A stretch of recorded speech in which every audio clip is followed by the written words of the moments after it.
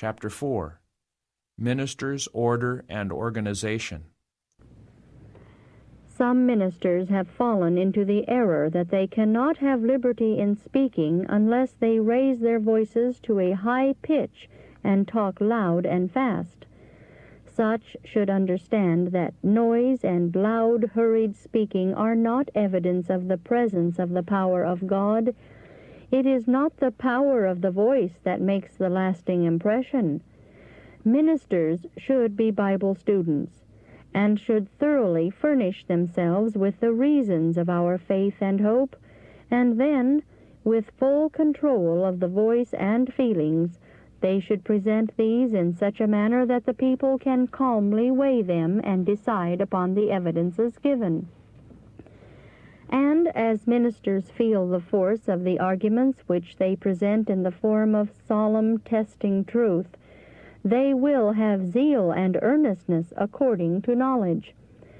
The Spirit of God will sanctify to their own souls the truths which they present to others, and they will be watered themselves while they water others. I saw that some of our ministers do not understand how to preserve their strength, so as to be able to perform the greatest amount of labor without exhaustion. Ministers should not pray so loud and long as to exhaust their strength. It is not necessary to weary the throat and lungs in prayer. God's ear is ever open to hear the heartfelt petitions of His humble servants, and He does not require them to wear out the organs of speech in addressing Him. It is the perfect trust, the firm reliance, the steady claiming of the promises of God, the simple faith that He is and that He is a rewarder of all those who diligently seek Him, that prevails with God. Ministers should discipline themselves and learn how to perform the greatest amount of labor in the brief period allotted them, and yet preserve a good degree of strength, so that if an extra effort should be required, they may have a reserve of vital force sufficient for the occasion, which they can employ without injuring themselves. Sometimes all the strength they have is needed to put forth effort at a given point, and if they have previously exhausted their fund of strength and cannot command the power to make this effort, all they have done is lost. At times, all the mental and physical energies may be drawn upon to make the very strongest stand, to array evidences in the clearest light, and set them before the people in the most pointed manner, and urge them home by the strongest appeals. As souls are on the point of leaving the enemy's ranks and coming up on the Lord's side, the contest is most severe and close. Satan and his angels are unwilling that any who have served under the banner of darkness should take their position under the blood-stained banner of Prince Emmanuel. I was shown opposing armies who had endured a painful struggle in battle. The victory was gained by neither, and at length the loyal realize that their strength and force is wearing away, and that they will be unable to silence their enemies unless they make a charge upon them and obtain their instruments of warfare. It is then, at the risk of their lives, that they summon all their powers and rush upon the foe. It is a fearful struggle, but victory is gained and strongholds are taken.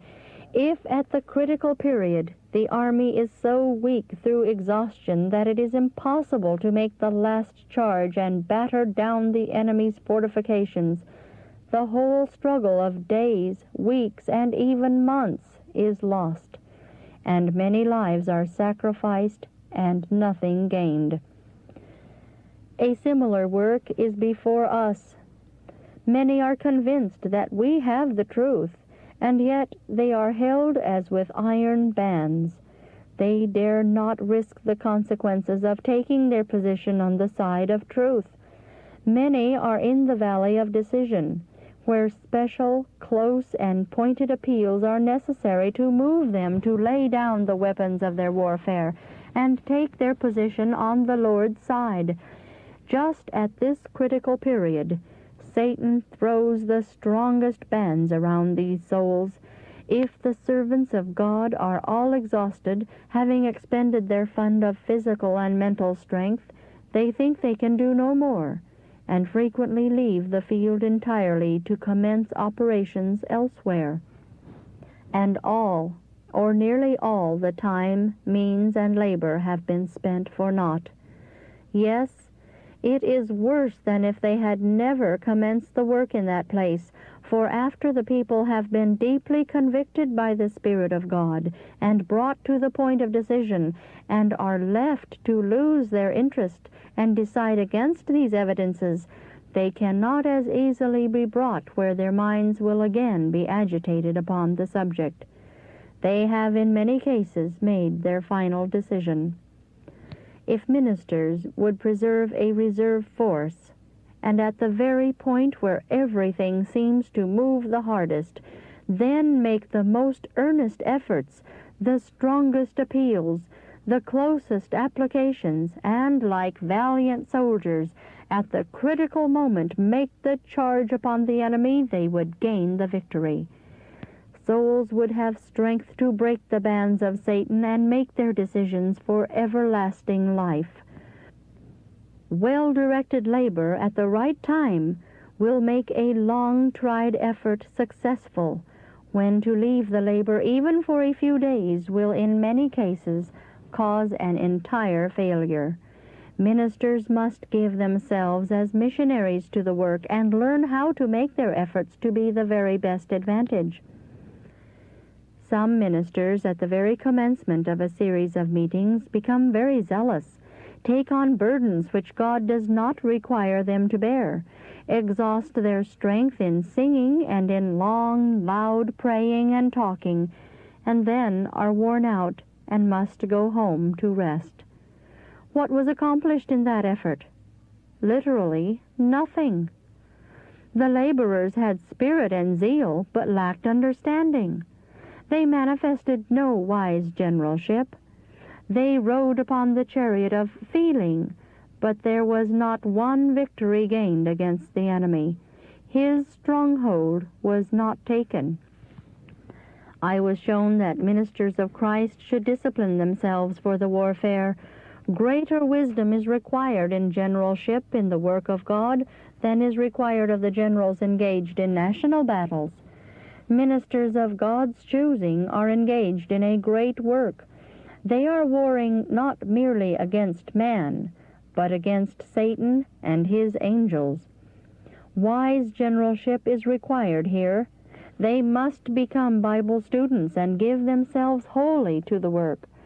When they commence labor in a place, they should be able to give the reasons of our faith, not in a boisterous manner, not with a perfect storm, but with meekness and fear. The power which will convince is strong arguments presented in meekness and in the fear of God. Able ministers of Christ are required for the work in these last days of peril, able in word and doctrine, acquainted with the Scriptures, and understanding the reasons of our faith. I was directed to these Scriptures, the meaning of which has not been realized by some ministers, but sanctify the Lord God in your hearts, and be ready always to give an answer to every man that asketh you a reason of the hope that is in you with meekness and fear. Let your speech be always with grace, seasoned with salt, that ye may know how ye ought to answer every man. And the servant of the Lord must not strive, but be gentle unto all men, apt to teach, patient, in meekness instructing those that oppose themselves, if God peradventure will give them repentance to the acknowledging of the truth, and that they may recover themselves out of the snare of the devil, who are taken captive by him at his will. The man of God, the minister of Christ, is required to be thoroughly furnished unto all good works. A pompous minister, all dignity, is not needed for this good work, but decorum is necessary in the desk. A minister of the gospel should not be regardless of his attitude. If he is the representative of Christ, his deportment, his attitude, his gestures should be of such a character as will not strike the beholder with disgust. Ministers should possess refinement. They should discard all uncouth manners, attitudes, and gestures, and should encourage in themselves humble dignity of bearing. They should be clothed in a manner befitting the dignity of their position. Their speech should be in every respect solemn and well chosen. I was shown that it is wrong to make coarse, irreverent expressions, relate anecdotes to amuse, or present comic illustrations to create a laugh. Sarcasm and playing upon the words of an opponent are all out of God's order.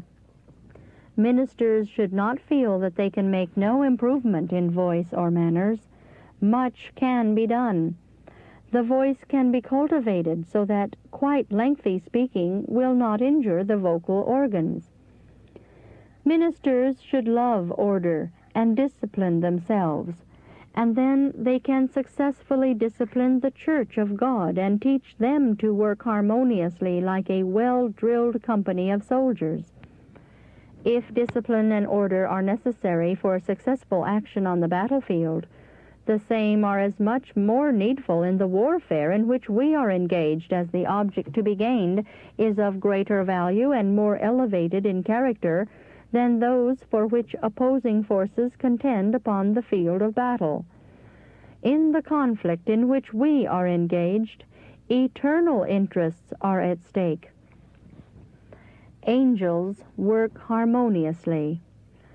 Perfect order characterizes all their movements. The more closely we imitate the harmony and order of the angelic host, the more successful will be the efforts of these heavenly agents in our behalf. If we see no necessity for harmonious action, and are disorderly, undisciplined, and disorganized in our course of action, angels who are thoroughly organized and move in perfect order cannot work for us successfully. They turn away in grief, for they are not authorized to bless confusion, distraction, and disorganization. All who desire the cooperation of the heavenly messengers must work in unison with them. Those who have the unction from on high will in all their efforts encourage order, discipline, and union of action, and then the angels of God can cooperate with them. But never, never will these heavenly messengers place their endorsement upon irregularity, disorganization, and disorder. All these evils are the result of Satan's efforts to weaken our forces, to destroy courage, and to prevent successful action. Satan well knows that success can only attend order and harmonious action. He well knows that everything connected with heaven is in perfect order, that subjection and thorough discipline mark the movements of the angelic host. It is his studied effort to lead professed Christians just as far from heaven's arrangement as he can. Therefore he deceives even the professed people of God and makes them believe that order and discipline are enemies to spirituality, that the only safety for them is to let each pursue his own course, and to remain especially distinct from bodies of Christians who are united and are laboring to establish discipline and harmony of action. All the efforts made to establish order are considered dangerous, a restriction of rightful liberty, and hence are feared as popery. These deceived souls consider it a virtue to boast of their freedom to think and act independently. They will not take any man's say-so. They are amenable to no man. I was shown that it is Satan's special work to lead men to feel that it is in God's order for them to strike out for themselves and choose their own course, independent of their brethren. I was pointed back to the children of Israel. Very soon after leaving Egypt, they were organized and most thoroughly disciplined. God had in his special providence qualified Moses to stand at the head of the armies of Israel. He had been a mighty warrior to lead the armies of the Egyptians, and in generalship he could not be surpassed by any man. The Lord did not leave his holy tabernacle to be borne indiscriminately by any tribe they might choose. He was so particular as to specify the order he would have observed in bearing the sacred ark, and to designate a special family of the tribe of the Levites to bear it. When it was for the good of the people and for the glory of God that they should pitch their tents in a certain place, God signified his will to them by causing the pillar of cloud to rest directly over the tabernacle, where it remained until he would have them journey again. In all their journeyings, they were required to observe perfect order. Every tribe bore a standard with the sign of their father's house upon it, and each tribe was required to pitch under its own standard. When the ark moved, the armies journeyed, the different tribes marching in order under their own standards. The Levites were designated by the Lord as the tribe in the midst of whom the sacred ark was to be borne, Moses and Aaron marching just in front of the ark, and the sons of Aaron following near them, each bearing trumpets.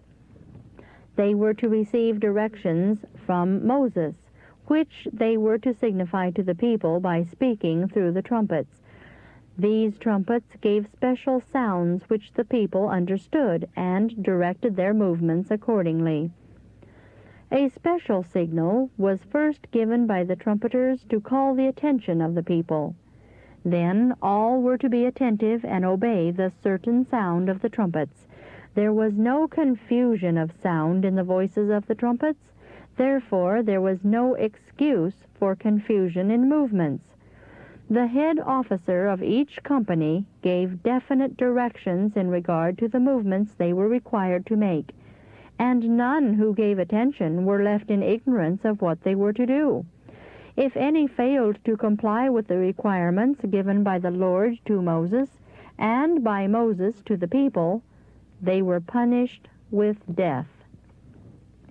It would be no excuse to plead that they knew not the nature of these requirements, for they would only prove themselves willingly ignorant, and would receive the just punishment for their transgression.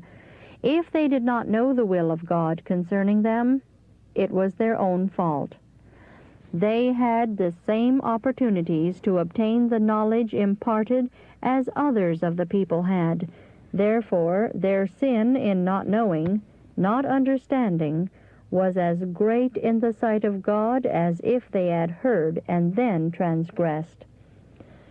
The Lord designated a special family of the tribe of Levi to bear the ark, and others of the Levites were specially appointed of God to bear the tabernacle and all its furniture, and to perform the work of setting up and taking down the tabernacle. If any man from curiosity or from lack of order got out of his place and touched any part of the sanctuary or furniture, or even came near any of the workmen, he was to be put to death. God did not leave his holy tabernacle to be borne, erected, and taken down indiscriminately by any tribe who might choose the office, but persons were chosen who could appreciate the sacredness of the work in which they were engaged. These men, appointed of God, were directed to impress upon the people the special sacredness of the ark and all that appertained thereunto, lest they should look upon these things without realizing their holiness, and should be cut off from Israel. All things pertaining to the most holy place were to be looked upon with reverence. The travels of the children of Israel are faithfully described, the deliverance which the Lord wrought for them, their perfect organization and special order, their sin in murmuring against Moses and thus against God, their transgressions, their rebellions, their punishments, their carcasses strewn in the wilderness because of their unwillingness to submit to God's wise arrangements. This faithful picture is hung up before us as a warning lest we follow their example of disobedience and fall like them. But with many of them God was not well pleased, for they were overthrown in the wilderness. Now these things were our examples, to the intent we should not lust after evil things as they also lusted. Neither be ye idolaters, as were some of them. As it is written, the people sat down to eat and drink, and rose up to play. Neither let us commit fornication, as some of them committed, and fell in one day 23,000. Neither let us tempt Christ, as some of them also tempted, and were destroyed of serpents. Neither murmur ye, as some of them also murmured, and were destroyed of the destroyer. Now all these things happened unto them for ensamples, and they are written for our admonition, upon whom the ends of the world are come. Wherefore let him that thinketh he standeth take heed lest he fall. Has God changed from a God of order? No. He is the same in the present dispensation as in the former. Paul says, God is not the author of confusion, but of peace. He is as particular now as then, and he designs that we should learn lessons of order and organization from the perfect order instituted in the days of Moses for the benefit of the children of Israel.